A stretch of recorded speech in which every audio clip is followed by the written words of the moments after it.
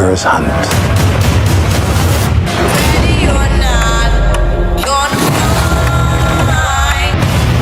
How do you know we can trust her? Ethan?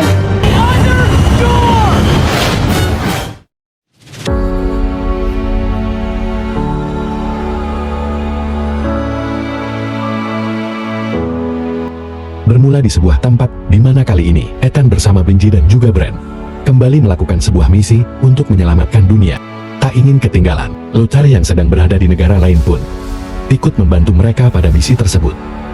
Di wilayah Belarusia, ini Ethan diberikan misi untuk menggagalkan sebuah gas nuklir yang sedang bersiap untuk dibawa menggunakan pesawat oleh para teroris. Namun sayangnya pesawat itu lebih dulu lepas landas sebelum Ethan tiba di sana. Package is on the plane. I am in Malaysia. I've been here 2 days. Benji needed my help.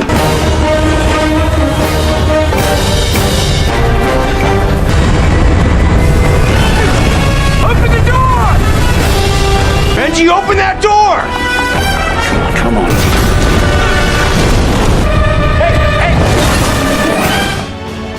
Setelah misi itu selesai, Ethan pun kembali ke London, Inggris, dan mendatangi sebuah toko DVD bajakan. Di dalam sana, ia segera mengatakan jika dirinya ingin cari sebuah piringan hitam khusus kepada wanita penjaga toko tersebut. Piringan hitam yang dikiranya berisikan informasi dari misi selanjutnya ternyata telah dibajak oleh pihak teroris yang menamai diri mereka sindikat para teroris. Ini memerintahkan Ethan untuk tidak mengejar ataupun melawan mereka jika ingin tetap hidup. Covered in Belarus were confirmed to be VX nerve gas, also known as the Syndicate. And now we know who you are in 5 seconds.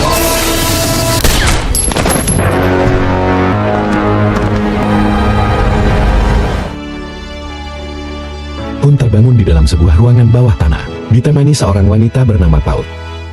Tak lama beberapa orang pria ikut masuk ke dalam sana, di mana salah satu dari mereka bernama Janik Pinter, yang dikenal dengan julukan Dokter Tulang.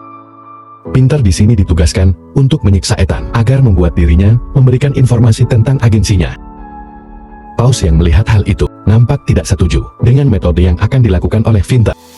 Sampai pada akhirnya, ia mengambil kunci dari borgol yang dipakai oleh Ethan dan membuatnya bebas dari dalam sana.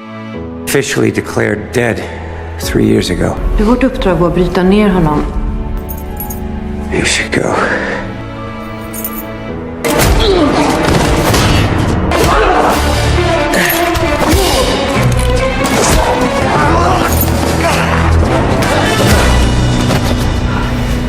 You got away. Give me the gun! Di Washington sendiri, sebuah sidang sedang diadakan untuk memutuskan apakah agensi IMF masih bisa menjalankan operasi mereka setelah kejadian di Kremlin sebelumnya. Brand selaku wakil dari IMF di sini harus berhadapan dengan direktur dari CIA yang bernama Hanley. IMF bagian dari CIA. Meski hakim ketua di sini mengakui kontribusi, mereka pada akhirnya memutuskan untuk menyetujui. Dari sana Brand mendapat panggilan telepon dari Ethan yang mengatakan tentang keberadaan organisasi sindikat dan memintanya untuk mencari tahu informasi tentang para agen dari berbagai negara yang telah dinyatakan hilang ataupun tewas. Ethan di sini beranggapan jika organisasi sindikat berisikan para agen rahasia yang telah dinyatakan tewas oleh agensi mereka. Namun sayangnya, telah dibubarkan dan ia tak bisa lagi memberikan Ethan bantuan pada misi kali ini. Dan menanyakan keberadaan dari Ethan kepadanya.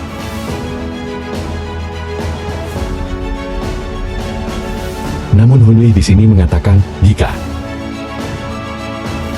karena pihaknya sendiri tidak menemukan tentang organisasi tersebut. Jika Ethan sengaja membuat masalah di berbagai negara, kemudian menyelesaikan masalah itu bersama timnya ini, agar agensi IMF bisa terus beroperasi.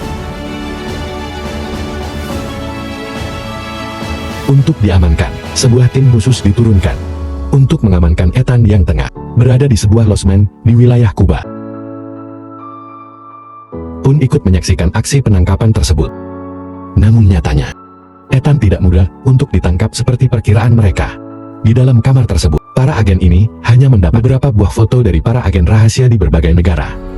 yang terlibat ke dalam sindikat, dan juga sebuah map yang berisikan misi yang sedang dikerjakan oleh Ethan.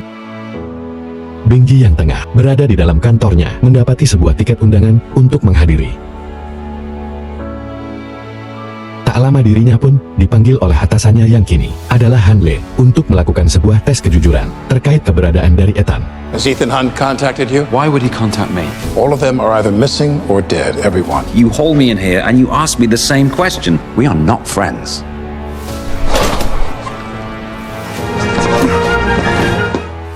Tiba di sana, Benji pun mendapati sebuah paket yang berisikan kacamata, di mana benda itu bisa membuat dirinya terhubung dengan Ethan.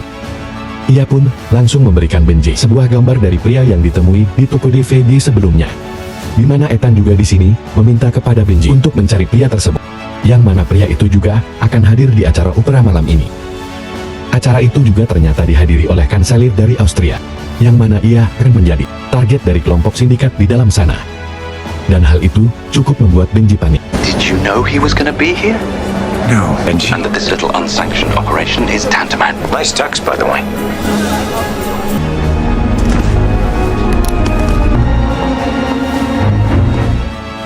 Benji pun lantas segera masuk ke dalam sebuah ruangan dan mempersiapkan peralatannya untuk membajak sistem di bangunan tersebut. Di tengah berlangsungnya opera itu, Paus ternyata juga ikut hadir di acara tersebut.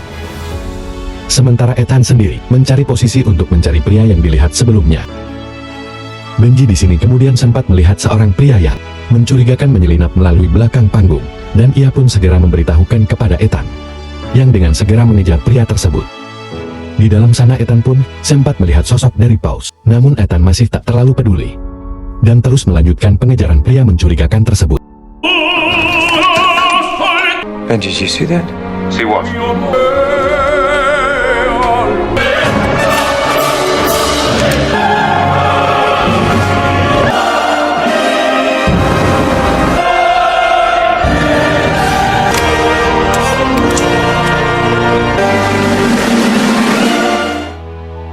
Dari arah belakangnya Ethan mulai mendekati pria itu secara diam-diam. Sementara di ruangan kontrol, salah satu komplotan dari sindikat mulai masuk ke dalam sana untuk menembak targetnya, kanselir Austria. Ethan kemudian terlibat baku hantam dengan pria yang dikejarnya, dan harus bertarung di atas panggung tersebut. Di sisi lain, Paul sendiri terlihat mulai bersiap untuk menembak targetnya. Segera disadari oleh Benji, yang langsung memberitahukan hal itu kepada Ethan.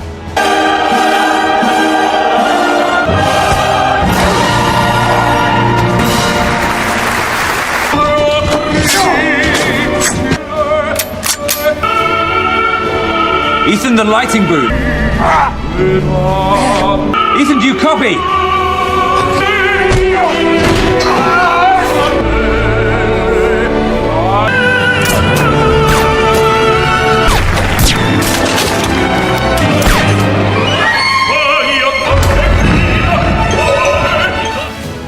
Kanselir Yang. Ethan segera diselamatkan oleh para pengawalnya.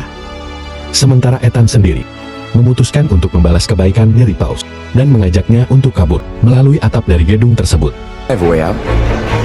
Anything you want to tell me? No, not right now.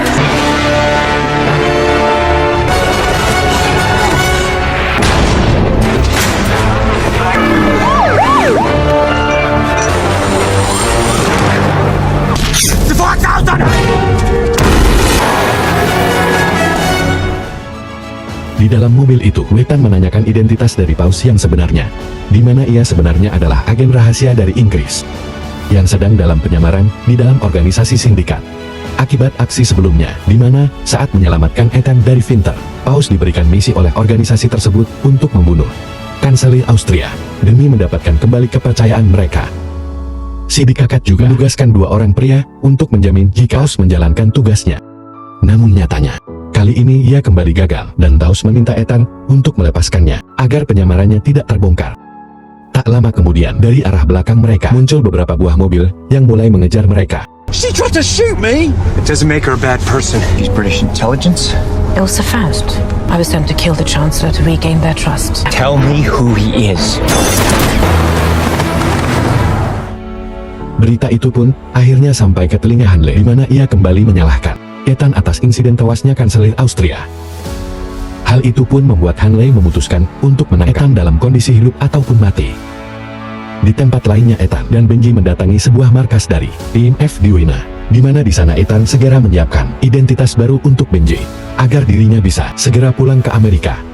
Tak ingin Benji terlibat masalah, Ethan di sini meminta kepada Benji untuk mengatakan jika Ethan lah yang mengajaknya untuk membunuh Kanselir Austria, namun Benji menolaknya. Ethan juga kembali memperlihatkan foto-foto dari beberapa agen rahasia yang telah dinyatakan tewas di beberapa negara. Namun 2 orang di antaranya adalah orang yang terlibat baku hantam dengan mereka di dalam gedung opera sebelumnya, sedangkan pria yang dicari oleh Ethan beberapa waktu lalu sempat berada di Jakarta saat sebuah kecelakaan pesawat terjadi di atas perairan Pasifik. Salah satu penumpang di pesawat itu adalah kepala dari Bank Dunia yang akhirnya merusak kerjasama persenjataan global dan memicu konflik di beberapa tempat akibat kematiannya. Informasi itu membuat Benji menolak untuk kembali ke Amerika dan memutuskan untuk membantu Ethan dibanding harus melakukan tes kejujuran yang dilakukan Hanley setiap minggunya. I can't protect you, so I am staying. Right. And how do we find her? Paus yang kembali gagal pada misinya harus menghadap pimpinan dari sindikat yang ternyata adalah orang yang menculik Ethan sebelumnya. Pria ini juga sempat mempertanyakan bagaimana Paus bisa membuat Ethan lolos 2 kali berturut-turut. Dan hal itu pun membuat Paus menyuruh pria itu untuk membunuh dirinya jika meragukan kesetiaannya. Twice now you let him slip away. He knows about Morocco. I've seen to that. Berkat flash disk yang diambil oleh Ethan dari Paus sebelumnya, mereka menemukan sebuah informasi mengenai lokasi fasilitas komputer aman di Maroko, yang mana sebenarnya hal itu telah direncanakan oleh Paus agar Ethan menemuinya kembali. Tanpa berlama-lama, Ethan dan Benji pun segera menuju ke Maroko, tepatnya di kota Casablanca. Dan sesuai dengan petunjuk yang didapatkan dari flash disk sebelumnya, Ethan dan Benji di sini langsung mendatangi kediaman dari Paus yang juga telah berada di kota tersebut. Paus kemudian menceritakan sosok dari pria yang dicari Ethan, di mana pria itu bernama Len, sekaligus pendiri dari organisasi sindikat, di mana Len adalah mantan agen intelijen Inggris.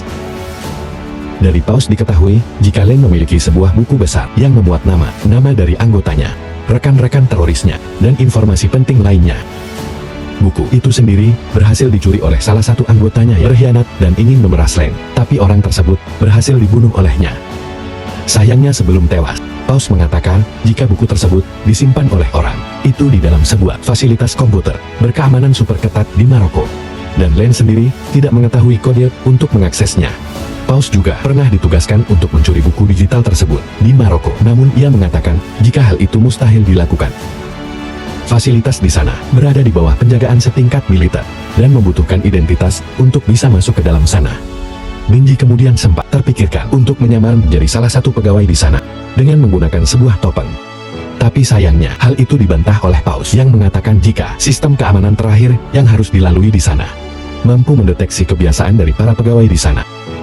Bagaimana pegawai itu berbicara dan berjalan, bahkan sampai ke perubahan mimik wajah. That's because it's protected by gait analysis.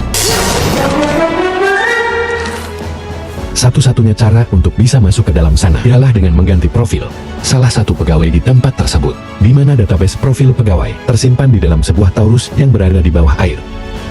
Jalan untuk masuk ke dalam sana adalah melalui pipa saluran penyulingan air laut, yang mana sistem di sana akan berhenti otomatis jika mendeteksi benda logam seperti tabung oksigen. Artinya, untuk bisa masuk dan keluar dari dalam sana, Benji memperkirakan akan membutuhkan waktu selama 3 menit untuk menahan nafas. Itulah alasannya, Paus sempat berlatih menyelam saat Ethan dan Benji datang di scan sebelumnya. Untuk jalan keluar dari Taurus itu sendiri, adalah sebuah pintu perawatan, yang mana pintu itu sendiri hanya bisa dibuka dari arah dalam Taurus. Di tempat lain, Luther dan Bran bertemu di sebuah tempat untuk membicarakan tentang misi yang sedang dijalankan oleh Ethan. Bran juga menceritakan tentang EMF yang diambil alih oleh CIA. Hal itu membuat Luther yang tidak mengenal Bran sempat menolak untuk membantunya. Tapi saat mendengar jika Hanley berencana untuk membunuh Ethan dan juga Benji, Luther pun setuju untuk membantu mereka. Bermodalkan 2 buah sketsa wajah dari Paus dan juga Len, Luther pun berhasil menemukan keberadaan dari Paus di salah satu bandara di kota Casablanca. Di fasilitas itu, Method dan Paus mulai menyelinap untuk bisa masuk ke dalam Taurus, mengganti profil pegawai dengan profil milik Benji. Sementara Benji sendiri bertugas untuk mengalihkan para penjaga di depan gerbang fasilitas itu. Meski Benji bisa membajak beberapa pintu keamanan di dalam bangunan tersebut, namun ia tetap harus menunggu Ethan menyelesaikan tugasnya agar bisa masuk ke dalam ruangan penyimpanan buku digital tersebut. Paus yang berada di atas ditugaskan untuk memastikan turbin penyulingan pipa tersebut dalam keadaan mati agar memudahkan Ethan dalam menjalankan aksinya. Sedangkan Ethan yang telah berhasil masuk ke dalam torus kemudian segera membuka salah satu tempat penyimpanan data tersebut. Namun saat dirinya ingin menukar kartu identitas tersebut, Ethan terkena putaran dari alat pengaduk air yang ada di dalam sana. Ternyata sistem penyulingan air yang mati sebelumnya kembali diaktifkan oleh para pegawai yang menyadari hal tersebut. Hal itu pun lantas membuat Ethan harus melawan arus kuat sambil kembali berusaha menukar kartu identitas yang terbawa arus.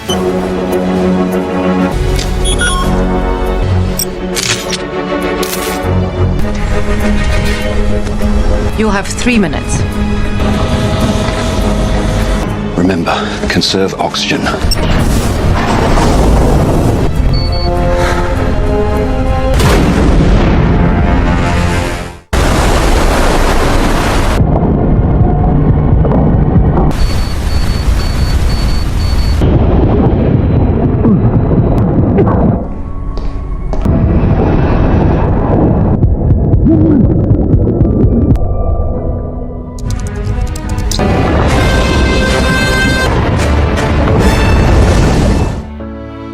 Sementara Paus pergi menyelamatkan Ethan, Benji di sini berhasil mengunduh data dari buku besar tersebut dan segera pergi dari sana. Setelahnya Benji pun mendatangi Ethan dan Paus. Di sini ia memberitahukan kepada Ethan jika misi mereka kali ini berjalan sukses.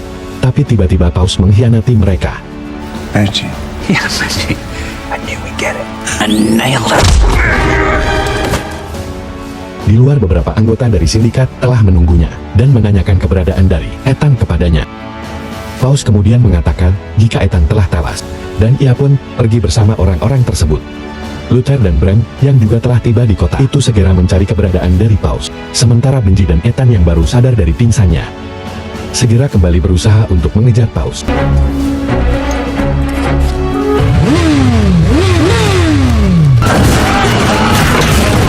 This is not gonna end well.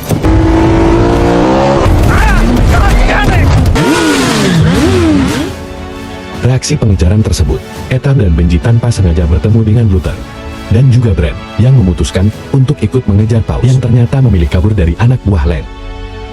Ethan kemudian berusaha untuk menjatuhkan beberapa anak buah dari Len dengan membuat jalur yang berbeda dari Paus. Meski hal itu berakhir dengan hancurnya mobil yang dikendarainya.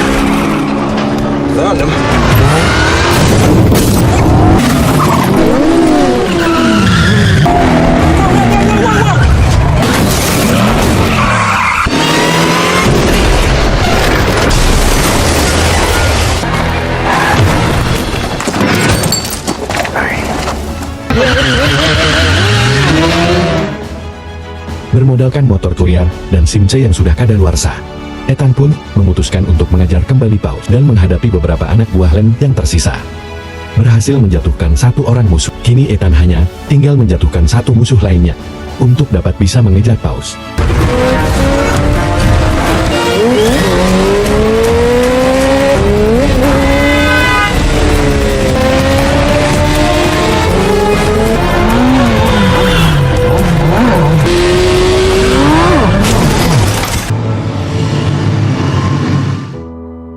Luther, Benji, dan Bram kemudian kembali menemui Ethan, yang ternyata berhasil selamat dari kecelakaan sebelumnya. Di sini Benji mengatakan jika dirinya telah membuat salinan dari buku besar tersebut, yang mana hal itu membuat Ethan memutuskan untuk kembali melanjutkan misi mereka. Sayangnya, salinan dari data tersebut tidak bisa dibuka oleh Luther. Dibutuhkan sidik jari dari Perdana Menteri Inggris untuk bisa membuka data tersebut. Benji di sini menyadari jika mereka ternyata telah dimanfaatkan oleh Len untuk mencuri buku besar digital tersebut. Selanjutnya, Len sendiri tinggal menculik Perdana Menteri Inggris agar bisa mengakses data itu.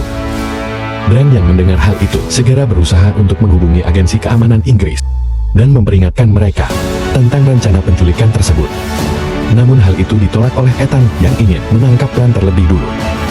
Ethan di sini mengira jika rencana penculikan tersebut bisa jadi adalah umpan untuk memanfaatkan mereka seperti sebelumnya. What do you mean you can't open it? So what they're saying is, there is no ledger?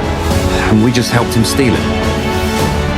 And not gamble with the Prime Minister's life. We're gonna find Lane, we're gonna get him. How are we gonna do that? Di tempat lain, Paus terlihat berada di sebuah tempat dan bertemu dengan seorang pria bernama Atle yang merupakan atasannya di Mi-6. Faust pun memberikan flash disk berisikan data buku digital milik Len kepadanya. Namun di sini, Atle meragukan keaslian dari data tersebut dan meminta Faust untuk kembali menyamar di dalam sindikat agar bisa memastikan hal tersebut. Arlie juga secara tidak langsung memberikan perintah kepada Paul untuk membunuh Ethan yang menjadi ancaman bagi Len demi mendapatkan kembali kepercayaannya kepada Paul. It's a ledger, the syndicate's entire infrastructure. There are no allies in statecraft, Ilsa. The only way to pass is to go back. Are you ordering me to kill Hunt? Dari sana Paus kembali menemui Len dan memberikan flash disk tersebut ke anak buahnya, Vinter, untuk dikonfirmasi. Dari informasi yang dikatakan oleh Len, jika data yang mereka curi sebelumnya bukanlah berisikan buku besar digital miliknya, ia juga baru mau mengatakan kebenaran dari data tersebut jika Paus mulai jujur kepadanya tentang pihak yang dipilihnya. Di tengah perbincangan itu, Vinter mengatakan jika flash disk tersebut kosong, yang mana hal itu membuat Len cukup kesal. Why would I lie to you? So that I would lie to Hunt. You and I, we both know why you've come back. You're a terrorist. And now I'm killing to bring about change. Nothing here. It's empty. Paus kemudian terpaksa harus kembali menemui Ethan demi mendapatkan data asli dari flash disk tersebut. Mereka pun bertemu di sebuah stasiun yang mana Ethan di sini ditemani oleh rekan-rekannya untuk mengawasi anggota sindikat yang mungkin mengikuti Paus. Saat Paus mengatakan jika flash disk yang dicurinya kosong, Benji membantahnya. Akhirnya diketahui jika data di flash disk tersebut telah dihapus oleh atasannya Atle saat mereka bertemu sebelumnya. Paus kemudian menawarkan 3 pilihan kepada Ethan agar dirinya bisa tetap hidup di mana. Pilihan pertama dan kedua hanya akan merugikan pihak dari Ethan. Sedangkan pilihan ketiga, Paus mengajak Ethan untuk pergi dari semuanya dan hidup bersamanya di sebuah tempat. Namun Ethan tak setuju dan memilih untuk tetap mengejar Len. Dan tiba-tiba, Come away with me. We've done our part and we've been cast aside. Wayne sent you to deliver a message, didn't he? Parking garage. Len di sini memaksa Ethan untuk memberikan flash disk berisikan data yang sudah tidak terkunci jika ingin sahabatnya Benji selamat. Secara nggak langsung, Len menyuruh Ethan untuk menculik Perdana Menteri Inggris untuk bisa mendapatkan sidik jarinya membuka flash disk tersebut. Bran yang mendengar hal itu pun lantas segera menelpon Hong Lei untuk meminta bantuannya dengan mengatakan jika Ethan akan berada di London beberapa hari lagi. Bran juga meminta kepada Hong Lei untuk menangkap Ethan dalam keadaan hidup-hidup sebagai balasan dari informasi yang ia berikan. Di sebuah acara pelelangan di London, Inggris, Bran pun bertemu Hanley dan mengatakan jika tujuan Ethan berada di sana adalah untuk menculik Perdana Menteri Inggris. Hanley yang melihat kehadiran dari Atle di sana pun segera melaporkan kemungkinan penculikan itu kepadanya. Tak lama Perdana Menteri pun dipanggil oleh Atle ke sebuah ruangan yang mana di dalamnya Hanley dan Bran juga ikut ke dalam perbincangan tersebut. Hanley kemudian menjelaskan jika mantan agen dari agensinya saat ini berusaha untuk menculik sang Perdana Menteri. Ia juga menambahkan jika hal itu dilakukannya karena Ethan mengejar sebuah organisasi hayalan yang diberinya nama sindikat. Mendengar nama organisasi tersebut, Perdana Menteri Inggris terlihat cukup terkejut karena menurutnya sindikat hanyalah sebuah organisasi latihan yang dibentuk oleh atlet selaku kepala keamanan dari Mi-6. Tujuan dibentuknya sindikat adalah merekrut mantan agen rahasia dari berbagai negara dan memberikan mereka identitas baru di dalam organisasi tersebut dengan misi menghabisi musuh-musuh mereka di berbagai negara. Dan data yang dicuri oleh Ethan sebelumnya anggaran dana operasi yang disembunyikan selama ini untuk bisa mendanai keberlangsungan hidup organisasi tersebut dalam beberapa dekade ke depan. Karena hal itulah dulu Perdana Menteri menolak ide gila dari atlet itu. Ia pun berencana keluar dari ruangan tersebut. Namun Hanley meyakinkan jika Ethan masih mengejar dirinya dan merupakan agen terlatih yang bisa dengan mudah menculiknya. Dan tiba-tiba, Sir, I urge you not to leave this room. Excuse me, please. Stand by to receive. Ready. You alright? Atley shot me. The prompt is Kipling. The prompt is Kipling. I got it. Oh man, do I get it. Tak lama dari situ, atlet yang asli juga tiba di sana atas undangan dari kantor Perdana Menteri. Ia pun segera menuju ke ruangan di mana Perdana Menteri berada bersama Ethan dan yang lainnya.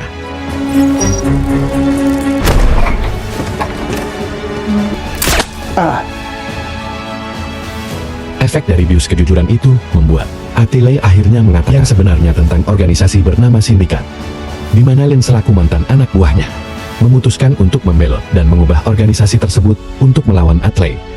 Attiley di sini berusaha menutupi kesalahannya dengan menghapus data di dalam flash disk yang diberikan Paus sebelumnya. Setelah Hanley mendengar semua itu, ia pun diberikan kepercayaan sebagai orang yang telah menyelamatkan Perdana Menteri dari serangan Attiley di ruangan tersebut. Atlee attacked him. Yes, that's true. Sir, Ethan, wait. just be ready. Gives you access to £2.4 billion. Setelah berhasil membuka data anggaran di flash disk tersebut, Ethan pun kembali menghubungi Len untuk melakukan pertemuan. Di sebuah warung remang, Benji dan Paus terlihat sudah menunggu kedatangan dari Ethan, sambil diawasi oleh beberapa anak buah dari Len di sekitarnya. Benji di sini menggunakan sebuah lensa dan alat komunikasi yang memungkinkan Len untuk melihat dan berkomunikasi dengan Ethan.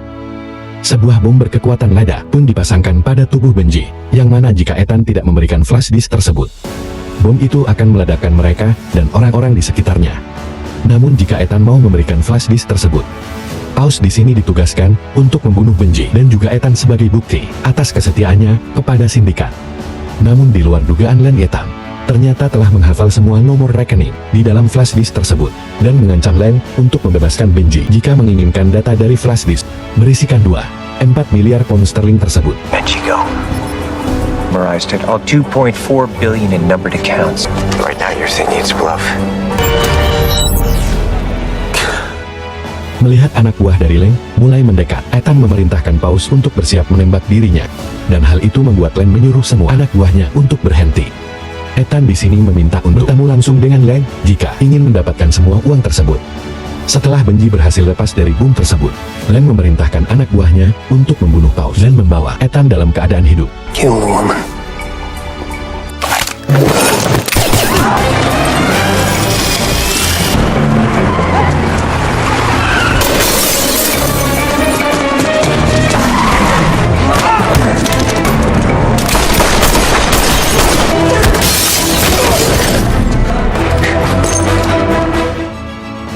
Sementara Ethan berusaha kabur dari sana, Paus di sini harus menghadapi Vinter yang masih dendam kepadanya atas insiden di ruangan bawah tanah sebelumnya.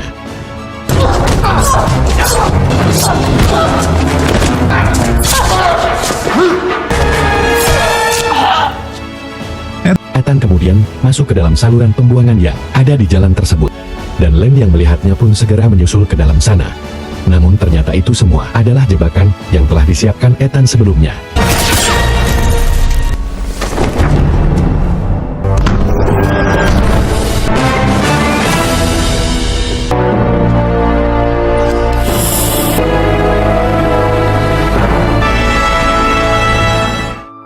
Keberhasilan mereka menangkap Plan sekaligus mengungkapkan keberadaan dari organisasi Sindikat membuat agensi IMF kembali diaktifkan, dengan Hanley sebagai pimpinan dari agensi tersebut.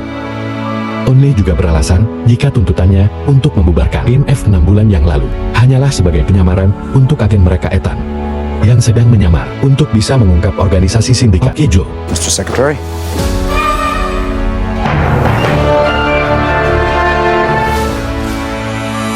Cukup sekian review singkat dari saya, kru channel Action Movies. Semoga masih bisa menghibur kalian semua. Dan akhir kata, wassalamualaikum warahmatullahi wabarakatuh.